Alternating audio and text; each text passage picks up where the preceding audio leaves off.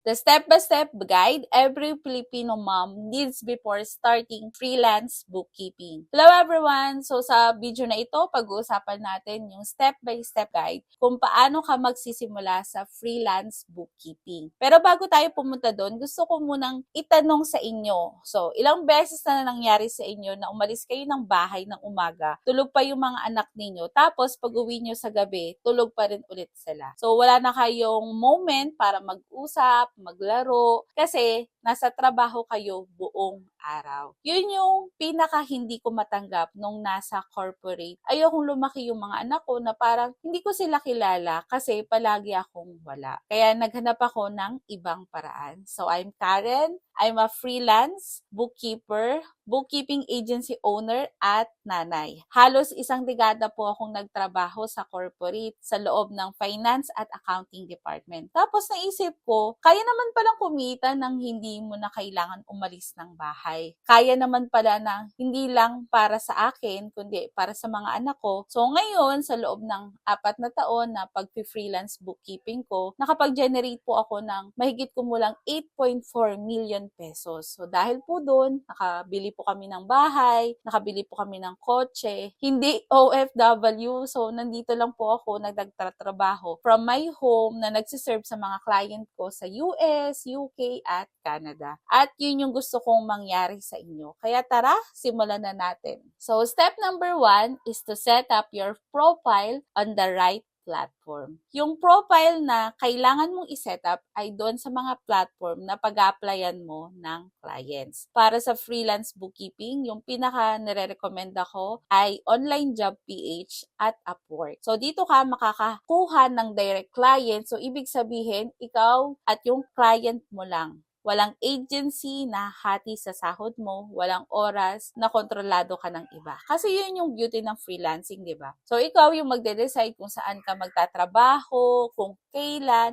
yun yung hindi mo makukuha pag nag-agency ka. So, doon sa mga platform na to, maraming mga job posts na hindi kailangan ng years of experience. Yung tinitingnan nila is alam mo ba yung gagawin mo na trabaho. Hindi kung ilang taon ka na nag-aral, so huwag ka na munang mag-hold back. So, iset up mo yung profile mo, ilagay mo kung sino ka, kung ano yung magagawa mo, simple lang, honest, at yun yung pinaka-importante. So, sa step number 2 naman is isi-set up mo yung payment method. Tapos yung next step, di ba? Ito yung pinaka-exciting na part para sa akin. Ito yung honestly, yung pag-set up ng payment method. You can set it up through PayPal at Wise, yung pinaka-common sa international freelancing. Tapos, ang gagawin mo, i-connect mo yung sarili mong mga bank accounts katulad ng BPI, BDO, o kahit ano pa yan. Para pag may nagustuhan sa'yo na client, handa ka nang tumanggap ng pera. Yun yung goal ng step na ito. I-set up mo bago ka pa man mag-apply kasi mas maganda na yung feeling na ready na ang lahat bago ka magsimula, di ba? Wala kang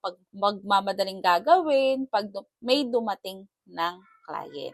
Step number 3, don't let equipment be an excuse. Laptop lang ang kailangan mo para magsimula. Yun lang talaga. Hindi mo kailangan ng mataas na specs. Ang trabaho mo sa bookkeeping ay QBO, Zero, spreadsheet, emails. Kahit mid-range na laptop, kaya niya yan. Hindi ito video editing, hindi ito programming. Tapos, kung wala ka pa talagang laptop ngayon, manghiram ka muna. Seriously, huwag ka munang mangutang bago ka kumuha ng kliyente. Aralin mo yung gagawin mo. Kumuha ka ng unang mong client, doon mo ilagak lahat ng investment mo sa equipment. Kasi yun yung isa sa mga natutunan ko. Yung mga bagay na akala mong kailangan mo bago ka magsimula, minsan excuse mo na lang siya. So, huwag natin payagan yun. Tapos, yung maganda pa sa bookkeeping, kahit saan pwede kang magtrabaho. Kahit sa bahay, sa probinsya, kahit saan pa, basta may internet. Yun yung kalayaang hinahanap ng marami sa atin, di ba? Steps number 4. So, figure out which skills to focus on. Okay, so ito na yung palagi ko na lang natatanong sa akin. Karen, saan ba ako magsisimula? Ang dami kasing kailangan pag-aralan. So, may ginagawa akong technique para dito. So, yun yung ginagawa ko rin noon. So, pumupunta ako sa Online Job PH at Upwork at magsisearch ako ng word na bookkeeper. So, bubuksan ko yung job post. Huwag mo munang tingnan yung sahod, please.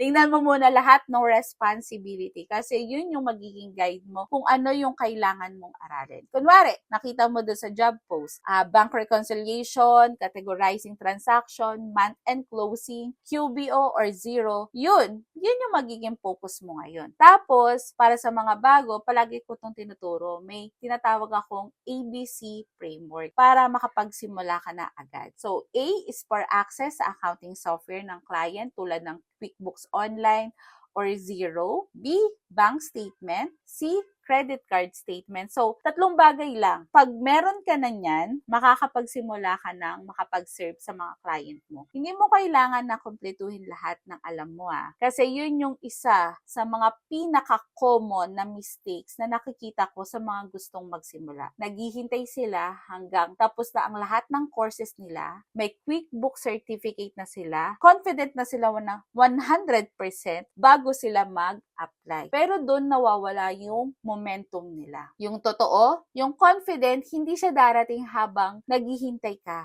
Darating siya habang ginagawa mo na. Yung paglago natin, nangyayari siya pag nagsusolve tayo ng totoong problema. Hindi pag nagpe-prepare lang tayo. So, give yourself 30 days para aralin mo yung specific skills. Tapos, apply mo na agad. Hindi kailangan perfect, kailangan lang sapat. Step number 5 is to fix your cover letter. Hindi kailangan ng resume para magsimula mag-live. Pero kailangan mo ng magandang cover letter. At pag sinabi ko ng magandang cover letter, hindi ibig sabihin fancy Hindi ibig sabihin mahaba ang yung sulat. Ibig sabihin personalized siya. Kasi ganito yun. Kayo ba? Babasahin nyo ba yung isang letter kung ang nakalagay doon, "Hi, I am applying for the position," template, tapos walang personal na touch. Diba hindi? Ganon din yung mga client natin. Tinitingnan nila agad kung gawa mo yun para sa kanila or para sa lahat. So, yung ginagawa ko noon at tinuturo ko rin ngayon, bago ka gumawa ng letter, pumunta ka muna sa website ng client mo. Basahin mo yung tungkol sa kanilang business. Tingnan mo yung mga job posts ng mabuti. Ano ba talaga yung problema nila? Kasi yung mga nagpo-post, malamang sa malamang, may problema silang hinahanap ng solusyon. Tapos, pag